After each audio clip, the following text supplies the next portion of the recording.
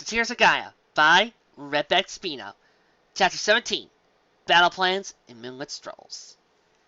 There was little rest for the Blythings stationed in Maud Hall. The previous day, Laka had come out with new orders from Berzaka High Command to enlarge the outpost to accommodate more soldiers.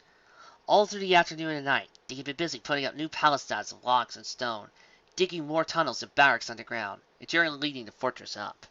The whiffs and canes of officers and captains had them working double time and without breaks. By morning, the expanses for Maud Hall were completed in record time, but the entire platoon was exhausted. But did they get any sleep or any rest as a reward for their hard work? Indeed not. Instead, Molgoth and his subordinates had them lining up in the courtyard. A few score blightlings were stood in rows and columns, each headed by an officer, on either side of the parade ground, facing inwards at a gap between them, and, after a few hours of standing attention, there came a pounding on the ground on the gate. As the gate swung open, Dostala's platoon entered. In the few years of their activity, Dostala had become somewhat notorious among the legions of the Blight.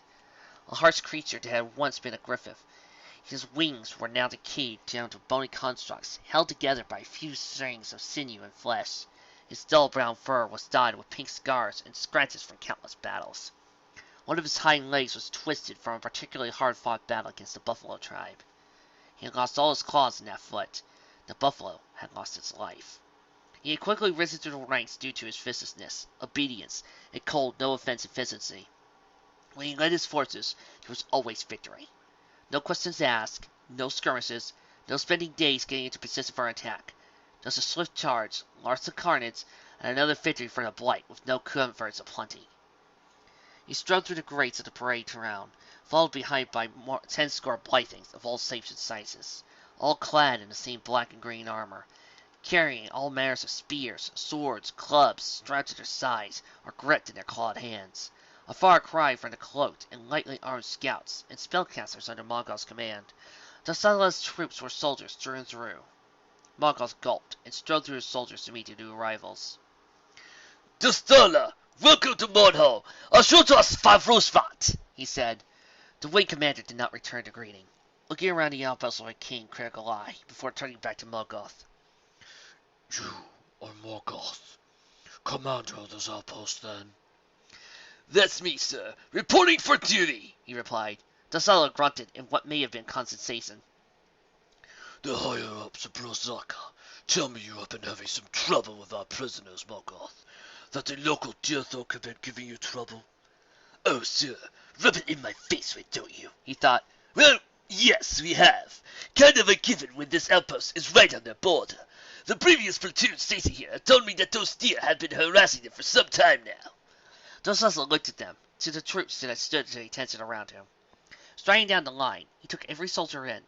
A few dozen skirmishers and trackers. Hardly any armor roared by any of them, and barely a single weapon among them.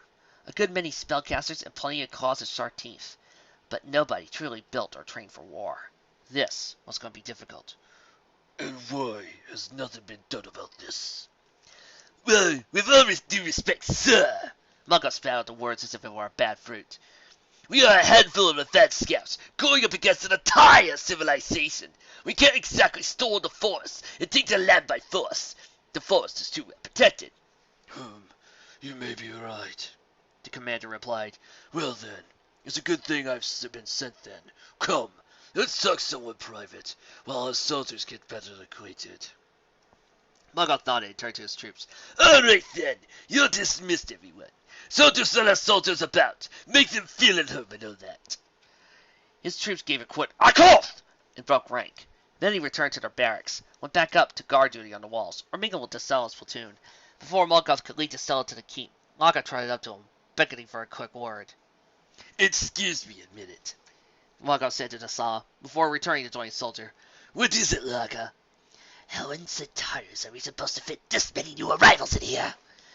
This Dostala's guy's brought nearly 200 soldiers with him, and they ain't exactly on the small high side either. Laka whispered frantically. Just do what you can, he replied. In the meantime, have some of the grunts drink more tunnels. It doesn't have to be comfy. We just need room to put them in. I'll get right on it. Laka gave a quick salute and hurried out to find some help. Are you done? Dostala called. Moggoth nodded and led him to the keep. Just a minor report from my many officers. Nothing to worry about. Now then, let's talk a bit, eh? The inside of the keep was a dingy, ramshackle as the rest of the fort, with grime, dirt, and filth cracking the walls and floor, dimly lit only by a few candles and lanterns here and there. Only a few benches and tables scattered around to punctuate the otherwise empty hall. Sweeping some old plates and tools off a table, Mongoth laid out a crudely drawn map of the surrounding area. So then, what is the situation? Don't spare me the details. Drosotha said in a no-nonsense way. Mongoth frowned at him briefly, but obeyed. Well, this outpost is here, just on the edge of the planting plains. North of here is the vast woods the locals call the Forest of Liota. He pointed to the vast area of woodland, and just south of Wall Mountains. And further north still is the mountains and mines, and beyond that, Equestria itself. Our ultimate goal. Drosotha added. Well, yes, Mongoth replied, but so far we've only got a few scouting parties in there. It's too far well defended to even attempt invading by force right now. My troops and I were stationed out there, where we found those ponies we took prisoner. The commander nodded. And then lost them. So, where are these prisoners now? Resisting the punch to smog Drosotha right in the beak, Mongoth continued. Well, you see, when we first found them, there were 7 of them. We almost had them all, but 4 of them escaped us. We brought them a raid 3 here, hoping to get some info out of them. About what exactly? Well, where we could find their friends, which one of them had the weapon we sought, how we could contact them, that sort of thing, he explained. And then you got ambushed by the deer folk and lost them all, correct? Yeah, Mongoth said, his ears drooping in embarrassment. So we know that those 3 are somewhere in the deer force, but the other 4 we don't know. Drosotha leaned over the map. From what the higher-ups have said back in Brazaka, this is the only big outpost we got in the area, and most of our troops are moving out from here. We got small villages out from under our control in this area, but the deer are giving us grief. Tell me, Mongoth, did Allfather tell you why my soldiers and I were sent here? Oh, here we go. Well, it was because they thought I was, well, not exactly working at a satisfactory level to them. You failed them too many times, you mean? Drosotha constantly responded. But also because Verzaka has been planning something for the last few weeks. Those deer have been a thorn in our side for far too long. So, what do they plan to do? In silent response, Drosotha stabbed at the map on the table with a particularly long claw, gouging a long, ugly scratch right across Servatus. We are going to take them once and for all. What? Mongoth shrieked, forgetting for a moment who he was speaking to. Are you insane? We lost hundreds of our brothers to those woods. What makes you think you have a shot? Any further word was silenced by Drosotha's hand across his throat, pinning him to the wall. The Indian blithely snarled his face. Be mindful who you are addressing, Morgoth. You are not in Verzaka's favor anymore. And your sir is the Taurus, not in mine. Are we clear? Mongoth sputtered a gag, nodding frantically. Yes. We very clear. Drosotha let go, and Mongoth sat to the floor, hacking and coughing. What makes me think we have a shot? Simple. We're not the only ones making the big push. Returning to the camp, Drosotha saw quite a few fragments of bones from plates upon table scraps. He placed each bone around the fortress of Svardis on a map, each one at a point of a compass. Brasaka has been sending out small groups of our soldiers to 4 camps around the fortress. They've been going in small forces, about 50 at a time, so the deer don't expect anything.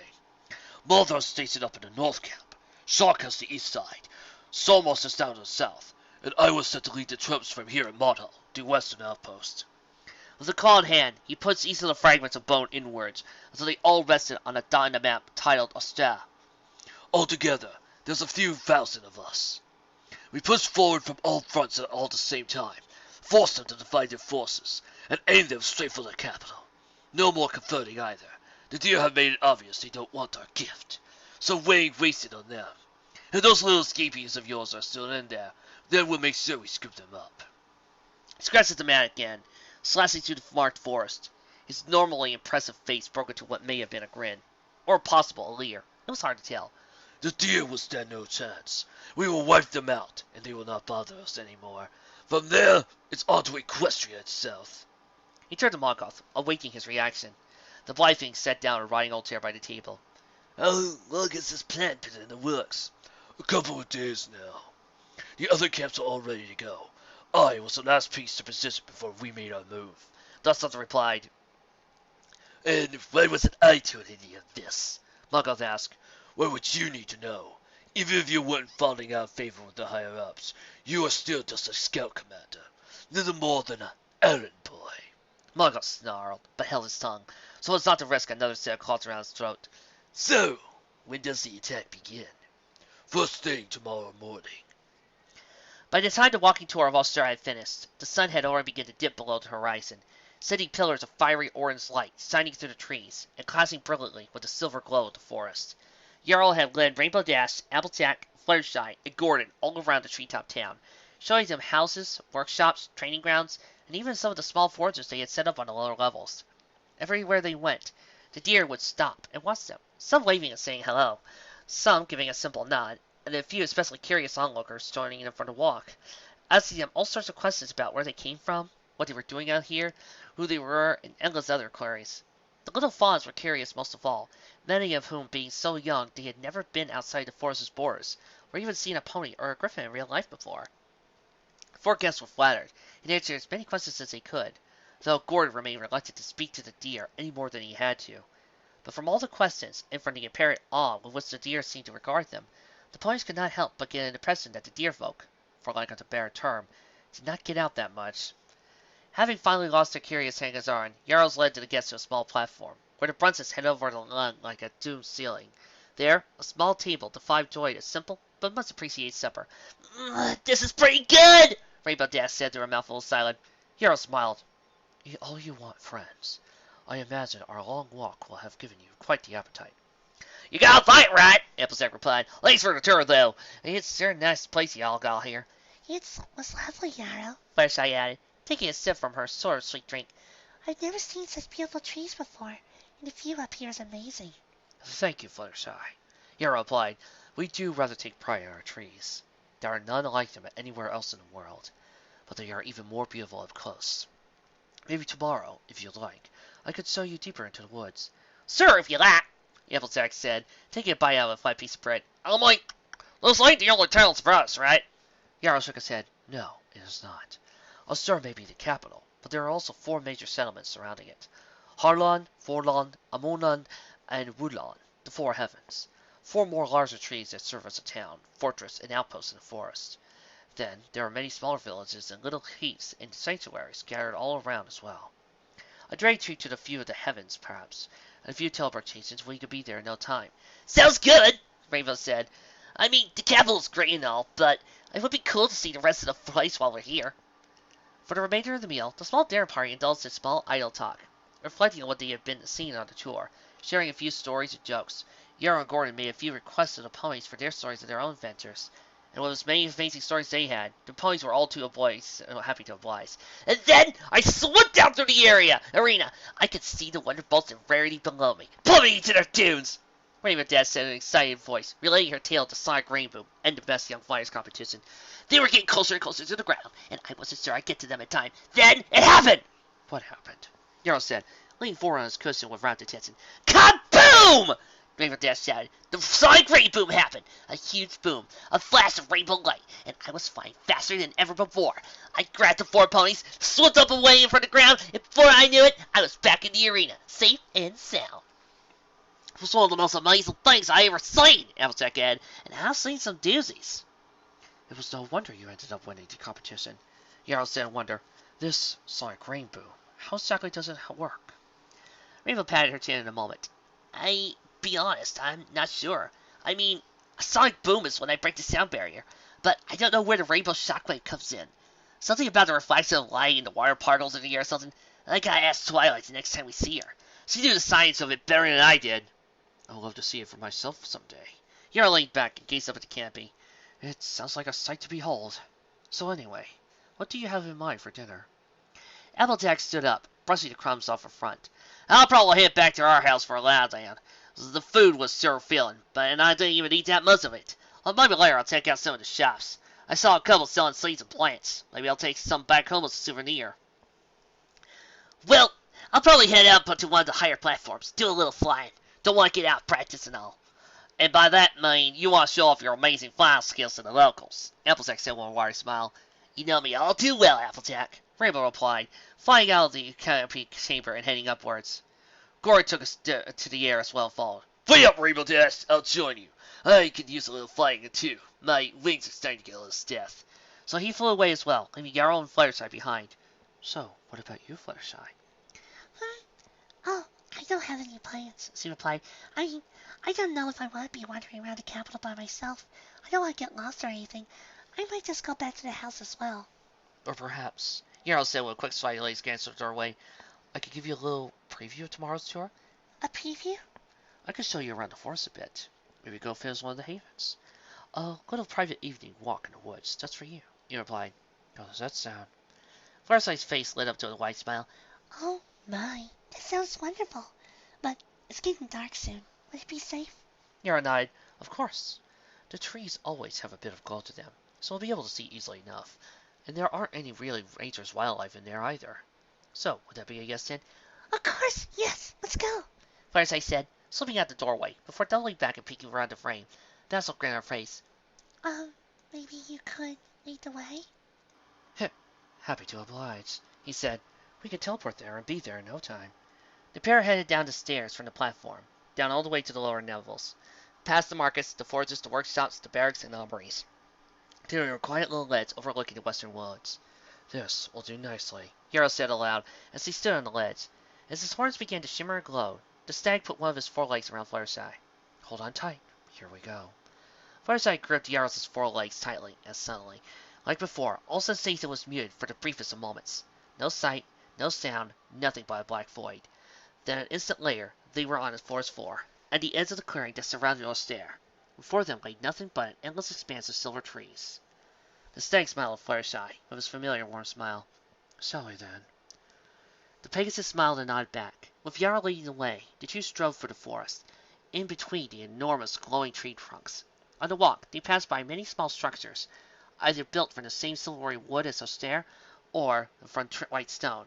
Several of these little sanctuaries were populated by other deer, who went about their evening meals out in the open, or inside their little wooden cottages.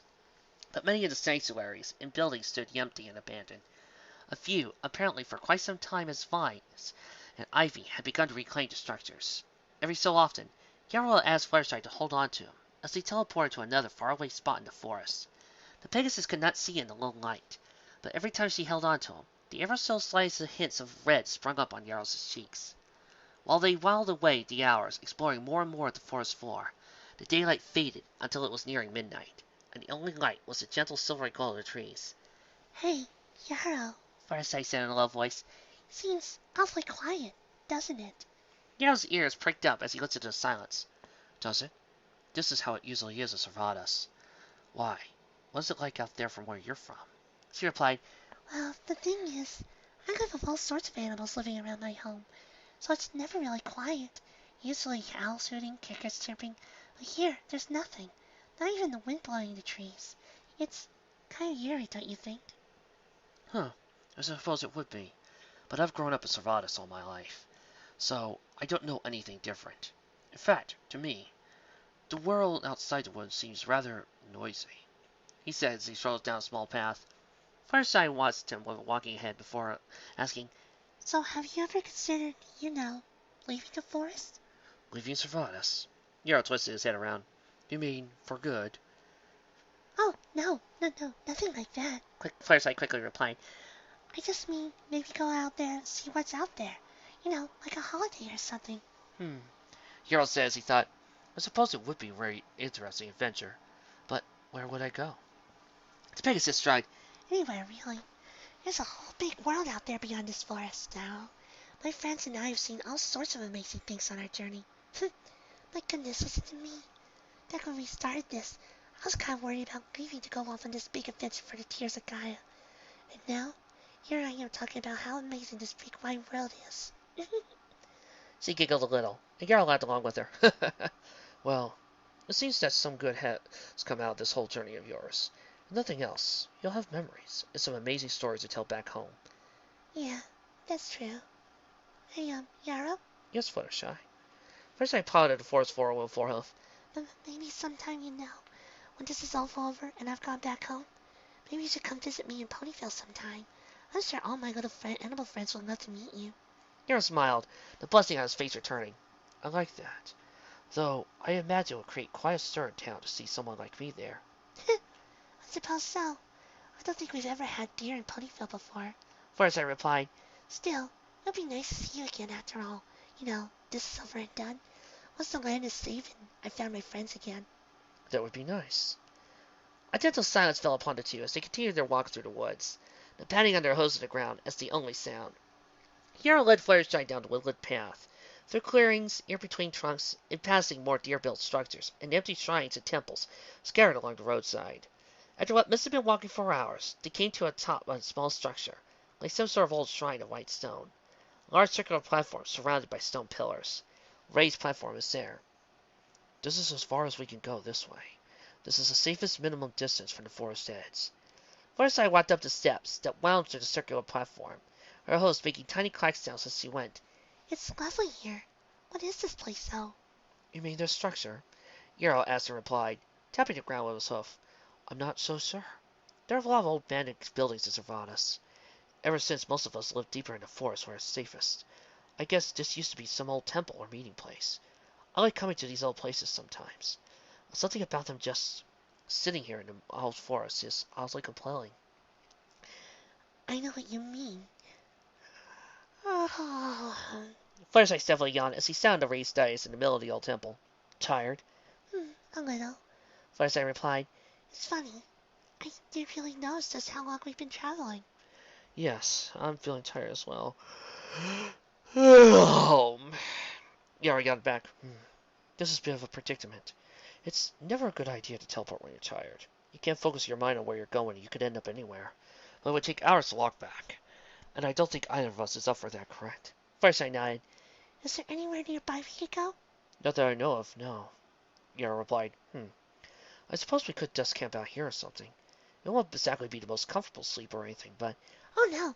That would be fine, no. Fluttershy interrupted. I mean, if you're sure it's safe. It should be safe. We're still a good mile away from the edge of the forest, and if anything comes our way, we'll hear it before we see it for certain. He replied, Just let me send a message back home, letting you know we're okay. Nimbly hopping onto the dais, Yarrow then jumped onto the tall pillars surrounding the platform. Clearing his throat, he sang out, le posta, bon yan favin. His voice echoed through the trees, fading into silence. Then on the breeze came a response. Huron, you're on a fin fier. Yarrow chuckled, sang back. Earl fin fier. He then sat down on a stone again. There we go. Now they won't panic when they found you're not austere tomorrow morning. Thank you. Fluttershy said. Yarrow? What was that you said at the end? You repeated something that he called to you. What was that? You mean Earl fin fier? He asked. Fluttershy nodded. It means have a good night in our language. Oh, I see. Fluttershy replied. It's a really plain language you hear. Everything you hear sounds so, I don't know, elegant or wispy or something. Huh. I don't think I've ever been complimented on how I speak, Yarrow replied with a chuckle. But with that said, le hanan, Fluttershy. That means thank you. Oh, Yarrow? Yes? Do you think maybe I could, hear you maybe, sing? It's just that your language sounds even more lovely when it's sung. I mean, if you don't mind. Yarrow blushed again, this time unable to hide it from Fluttershy. Fluttershy, it would be my honor. Clearing his throat, he sat down beside Fluttershy and began to quietly sing, rocking gently from side to side to the rhythm.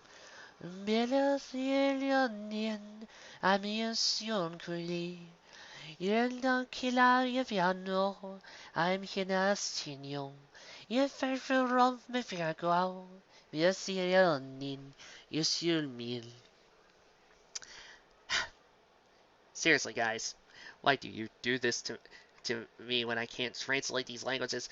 Okay, for those of you who are curious of what I just sang, love my dream for the purest life. Your heart is the light of the sun. Your eyes are the hopes of stars. Your hair is flying like the swift wind. Love my dream, the purest love. There. Fluttershy listened in awed silence at his singing, His own singing voice was quiet and quavering. It was obvious that he was no expert, but the song had still strange beauty, as if the words themselves, whatever they may have been, had a peculiar, ethereal quality all their own. She found herself smiling as she listened to him. I wonder what the words mean, she thought to herself. Perhaps he could teach me some more dearest language sometimes. It is a lovely language to listen to, especially when he speaks it. Her smile only continued as she continued listening. Such a nice voice. He's really friendly and kind of cute when he blesses like that. Firesight could feel her cheeks warming up as she thought more and more about it. Oh my, do I? She buried her face in her hopes to hide how red she had gone. I do like him. He's really nice and all, but do I? No, can't. I only just met him. I can't like him. I do like him, but not like that. She peeked between her foreheads at Yarrow, who was still singing beside her. Then why do I feel so warm around him? She buried her own thoughts with Fluttershy. It was a few seconds before she realized that Yarrow had stopped singing. She opened her mouth to compliment him for the song, but she found no words came out as she looked down. We should probably get some sleep, Yarrow said, folding his legs beneath his body and laying down beside one of the pillars. Hey. He cracked open. Fluttershy scooted closer to him, beside him. She smiled and leaned closer to him. Arfen Fier, Yarrow, he quickly said, huddling down to sleep. Yarrow smiled steeply back at her. Arfen Fier, Fluttershy. And so, in the midst of those ruins, the two of them laid their heads down to a restful, if not entirely comfortable sleep, blissfully unaware of the mire of campfires that burned low in the light just outside the borders of Zavradas, barely a mile from where they slept.